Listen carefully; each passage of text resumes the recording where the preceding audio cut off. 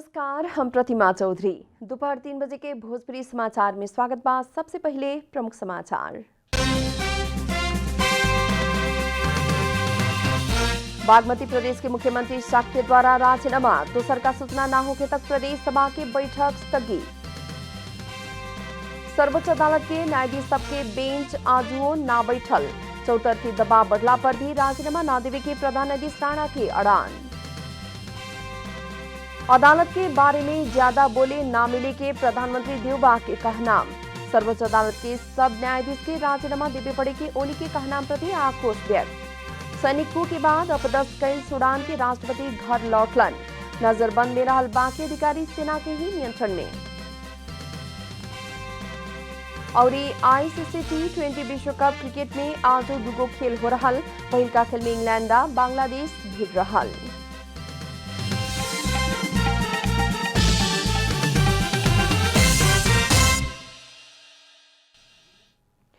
आप पूरा समाचार। बागमती प्रदेश के मुख्यमंत्री अष्टलक्ष्मी शाक्य पद से राजीनामा दिले बानी। आज दोपहर बैठल प्रदेश सभा बैठक में मुख्यमंत्री शाक्य राजीनामा दिले बानी है। मुख्यमंत्री शाक्य बैठक में संबोधन करत राजनीति के संस्कार युक्त बनावे खातिर राजीनामा दिहल बताउनी है। शाक्य आपन कार्यकाल में सहयोग करे वाला सब केहू के आभार भी व्यक्त कैले बानी। 109 सांसद रहल बागमती प्रदेश सभा में एमाले विभाजन भैला बाद सत्तारूढ़ दल एमाले के साथ जम्मा 43 सांसद बा। शाक्य विरुद्ध के गठबंधन के साथ नेकपा माओवादी केंद्र के 23, नेपाली कांग्रेस के 22, नेकपा एकीकृत समाजवादी के 13 और जनता समाजवादी के 1 करके 59 सांसद बाटे लोग। वही लेखा विवेकशील साझा पार्टी के 3, नेमकीपा के 2, आराप्रपा के 2 गो सांसद बाटे लोग। शाक्य से राजीनामा देहला संग ही नया सरकार गठन खातिर रास्ता खुलल बा।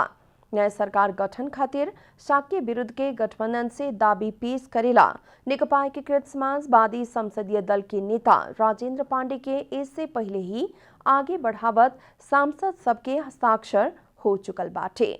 वही लिखा दोसर सूचना जारी ना होखे तक खातिर प्रदेश सभा बैठक स्थगित कैल गेल बा। प्रधान न्यायाधीश चोलेन्द्र शमशेर राणा राजीनामा दिवे पड़े के पक्ष में रहल कानून व्यवसायी सब आज सर्वोच्च अदालत में बहस के रोकले बा। नेपाल बार एसोसिएशन के काल्हू के निर्णय मुताबिक कानून व्यवसायी सब बहस रोकले बाटे। सर्वोच्च अदालत के न्यायाधीश सभी बेंच में ना बैठला चलते 3 दिन से सर्वोच्च अदालत में कोनो सुनवाई होके नहीं खे सकल। आज वो सर्वोच्च प्रशासन 278 गो पेशी तोकले बा, लेकिन सुनवाई होके नहीं खे सकल। इन्हीं प्रधान न्यायाधीश राणा के विरुद्ध खड़ा भइल सर्वोच्च के न्यायाधीश सब आज वो राणा से छलफल करे के बतावल गेल बा। चौतरफी दबाव बढ़ला पर भी प्रधान न्यायाधीश राणा राजीनामा ना देवे के अड़ान में बानी। उन्हीं प्रधान न्यायाधीश चोलेन्द्र शमशेर जबरा इजलास में बैठे वाला बानी। जबरा आज संवैधानिक और आपन एकल सहित 12 गो इजलास गठन कैले रहने। अन्य इजलास के न्यायाधीश न आवे तक जबरा एकल इजलास रखले बानी है। प्रधानमंत्री शेर बहादुर देउबा अदालत के बारे में ज्यादा बोले ना मिले के बतौले बानी। परमादेश के सवाल के उठा के सर्वोच्च अदालत के सभी न्यायाधीश के राजीनामा देवे पड़े जैसन गैर जिम्मेवार अभिव्यक्ति देहल कहत एमाले अध्यक्ष केपी शर्मा ओली के प्रति देउबा आक्रोश व्यक्त कैले बानी। नेपाल तरुण दल द्वारा बुध के बालुवाटार स्थित सरकारी निवास में आयोजना कैल गेल एक कार्यक्रम में बोलत उहाँ के न्यायालय के संबंध में उठल सवाल सबके बारे में सत्तारूढ़ गठबंधन में छलफल करके आगे बढ़े के भी उहाँ के स्पष्ट कैने। प्रधानमंत्री देउबा अदालत में देखल गए समस्या समाधान करे के काम अदालत के ही भइल तर्क देहने। संविधान बसाएको छ, प्रजातन्त्र बसाएको छ, त्यसकारण चाहिँ नि ओलीजीले जथाभावी बोल्ने काम छैन। उहाँले कुरा बुझ्नुपर्दछ। परमादेशले राष्ट्र बसाएको छ, प्रजातन्त्र बसाएको छ, त्यसकारण चाहिँ नि परमादेश ल्याउनु भने सबैलाई हटाउनुपर्छ भन्ने जस्तो गैर जिम्मेदारी कुरा गर्नु उचित हो जस्तो लाग्छ मलाई। अरू कुरा मलाई धेरै केही भन्नु छैन तपाईँहरूलाई। प्रधानमंत्री देउबा परमादेश से संसदीय व्यवस्था संविधान आज समूचे देश के बचावे के काम अदालत के न्यायाधीश से कैल गेल दावी करत ओकर विरोध ना करेला भी एमाले अध्यक्ष ओली के सचेत करोले बानी। उहाँ के नेपाली कांग्रेस के 14वां महाधिवेशन सफलतापूर्वक संपन्न करावे के काम में केंद्रित होखेला भी पार्टी के नेता कार्यकर्ता सबके आह्वान कैले बानी। चीन से थप 10,20,000 डोज कोवैक्स खोप आज नेपाल आ पुगल बा।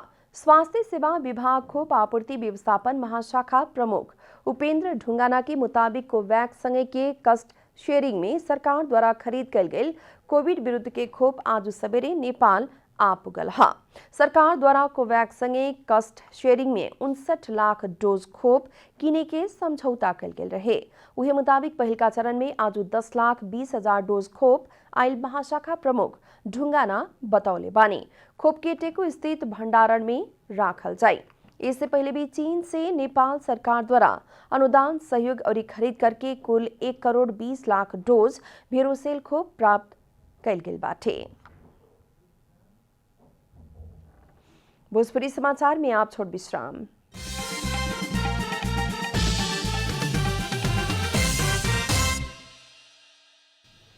भोजपुरी समाचार में आप बाकी समाचार।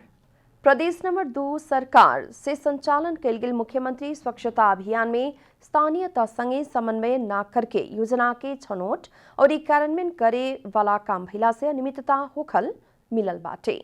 स्थानीय तह के समन्वय के बिना योजना छनौट करे के और अपना मनमाफी कार्यकर्ता सबके योजना बांटे वाला भइला से अनियमितता होखल जनप्रतिनिधि सबके आरोप बाटे।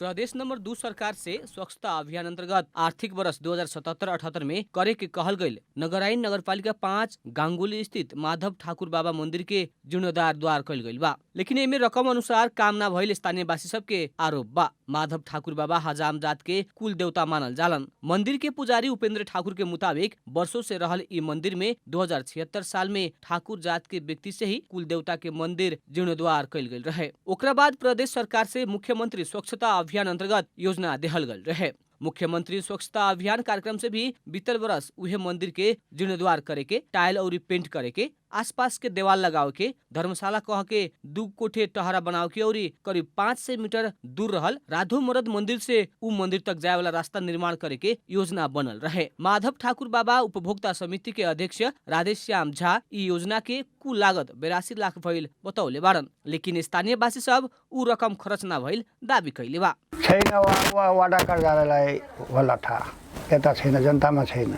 सुन्नु भएछ 80 लाखको काम भएछ, हामीहरू सुनेको बजेट 80 लाखको आएको छ, तर के कतिमा भयो त्यो मलाई थाहा छैन। नगरायन नगरपालिका वार्ड नंबर 5 के वार्ड अध्यक्ष विष्णुदेव झा उ ठाउँ में प्रदेश सरकार से काम करावल और योजना मुताबिक काम पूरा न भइल बतौले बारन। बाटोहरूको निर्माण गरेका छु र ढलाई बाटो पनि छ, धेरै कुराहरू पनि छन्। यस्ता काममा म अलिकति इन्ट्रेस्टेड भएको हुनाले म अलिकति विकासको क्रममा पुरानै पहिलेदेखि नै लागेको मान्छे हुँ। मलाई अभिरुचि बढिरहन्छ विकास काममा। त्यो कुराहरूको सन्दर्भमा उहाँले कुनै किसिमको मलाई चाहिँ जानकारी दिनुभयो। वार्ड अध्यक्ष विष्णुदेव झा प्रदेश सरकार से करे वाला कोनो भी काम में अपना सबसे समन्वय न कैल शिकायत कैले बानी। कैलाली में 2 जने प्रहरी के हत्या कैल अभियोग में पकड़ाइल 9 जने के जन्म कैद के फैसला सुनावल गइल बा। धनगढ़ी के अस्थायी प्रहरी पोस्ट जुगेड़ा में कार्यरत प्रहरी सहायक निरीक्षक गोविंद बिक और प्रहरी जवान राम बहादुर साउद के हत्या अभियोग में पकड़ाइल 9 जने के जन्म कैद के फैसला भइल जिला अदालत कैलाली जनौले बाटे। जिला न्यायाधीश जयानंद पनेरू के इजलास से भंगर के मुद्दा के अंतिम फैसला करत 9 जने के जन्म कैद और 1 जने के सफाई दिहल अदालत के सदस्यदार रायवान कुंजेडा जानकारी देहने। पिछला साल के कार्तिक के गते तस्करी नियंत्रण में खटलबेरिया मटर तस्कर के समूह से प्रहरी सहायक निरीक्षक बिक और जवान साउद के विभत्स हत्या करके शव नेपाल भारत सीमा होके बहेवाला मोहना नदी में फेंकल गए रहे।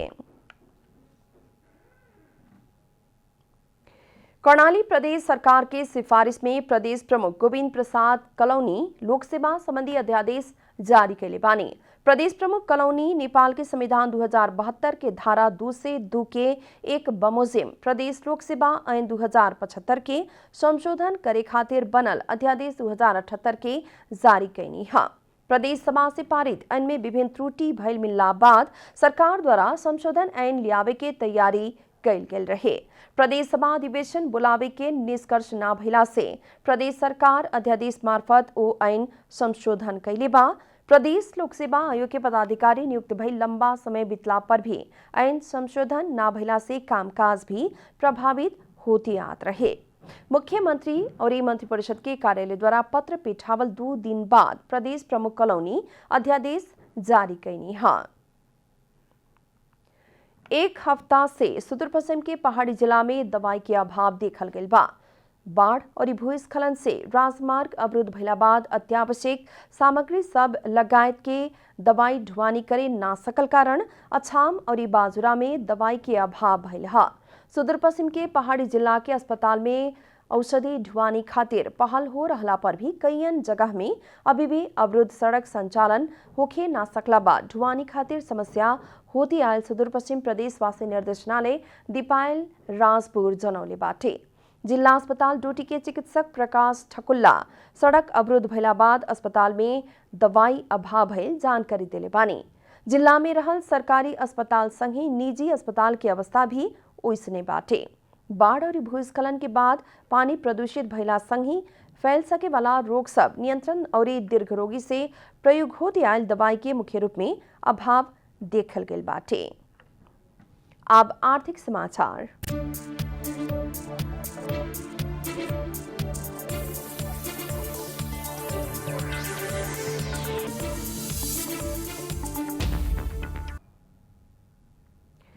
आवे वाला अगहन 1 गते से बिजली के नया महसूल दर लागू होखे वाला बा। विद्युत महसूल निर्धारण आयोग द्वारा आज पत्रकार सम्मेलन करत नया दर सार्वजनिक करे के तैयारी कैल गई बाटे। ऊर्जा जल स्रोत तथा सिंचाई मंत्री पंपा भूषाल अगहन 1 गते से नया दर लागू होखे के जानकारी दिले बानी। महसूल से छोट आ बड़का विद्युतीय सवारी चलावे से घरायसी खपत के बिजली के सस्ता बनावल गईल बा। सरकार साझा यातायात मार्फत बड़का विद्युतीय सवारी संचालन करे के खोज रहल भी जानकारी उहाँ के देहनी। मंत्री भूषाल यातायात, भंसा, सिंचाई और उद्योग सब में स्वच्छ ऊर्जा के बिजली के खपत बढ़ावे किस्म से अपना से प्राथमिकता सहित काम कैल बतौले बानी। भोजपुरी समाचार में फिर छोट विश्राम।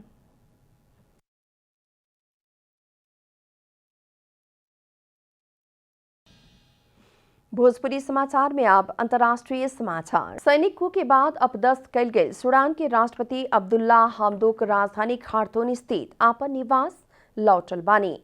सोमवार के सत्ता पलट गए सेना से हमदोक की कड़ा सुरक्षा के बीच घर लौटे के अनुमति देहल अंतर्राष्ट्रीय समाचार माध्यम सब जनौले बा। हमदोक के कार्यालय के मुताबिक वहां के आ उनकर पत्नी के घर लौटे के अनुमति देहल गयल हा। हाल वहां के राजधानी खार्तूम स्थित आपन निवास में कड़ा सुरक्षा के बीच बैठल कार्यालय जनौले बा। सेना से सत्ता पलट के बाद हमदोक सहित अन्य वरिष्ठ अधिकारी के पकड़ के नजर बंद में राखल गए रहे, लेकिन अंतर्राष्ट्रीय समुदाय से सेना के ओ कदम के निंदा कैला बाद वहां के नजरबंद मुक्त भइल बाड़न।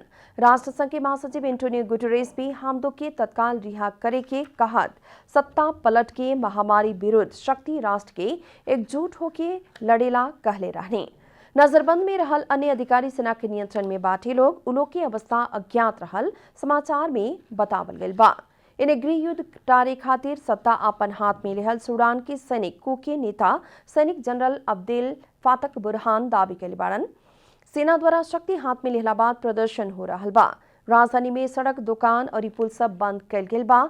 टेलीफोन आ इंटरनेट सेवा भी प्रभावित भइल बा। सेना से शक्ति हाथ में लेहल विरोध में भइल प्रदर्शन में सुरक्षा निकाय से बल प्रयोग कैला बाद अभी तक कमती में 10 सैनिक के मृत्यु हो चुकल बा।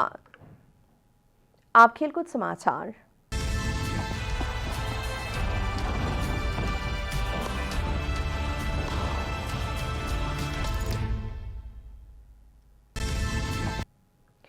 आईसीसी T20 विश्व कप क्रिकेट में आज दुगो खेल हो रहल बा।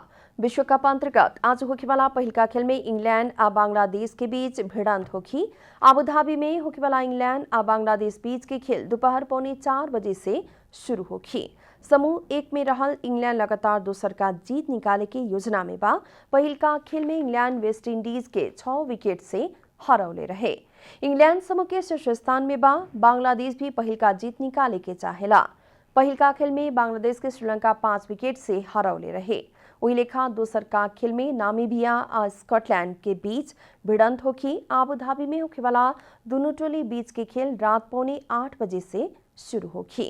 स्कॉटलैंड आज पहिल का जीत की खोजी में होगी। नामीबिया सुपर 12 में सुखद शुरुआत करे के चाहेला।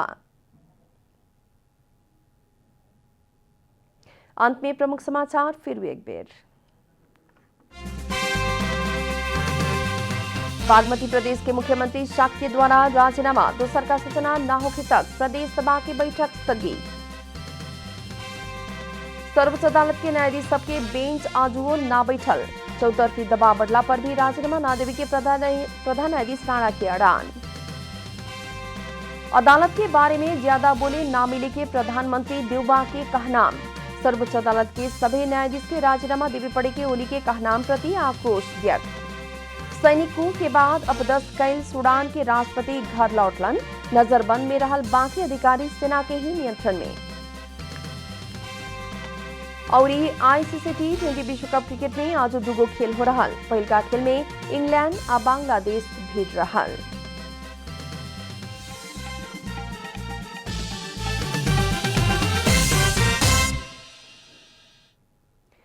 एकरे साथ भोजपुरी समाचार अभी खातिर इतना ही। जनता द्वारा जनता खातिर प्रसारित जनता टेलीविजन के कार्यक्रम सब अपने यूट्यूब, ट्विटर, फेसबुक का हमनी के वेबसाइट जनतासमाचार.com में भी पढ़ आ देख सकता नहीं लोग। सूचना में अपने के सहभागिता, समय में समाचार, हमनी के प्रतिबद्धता। नमस्कार।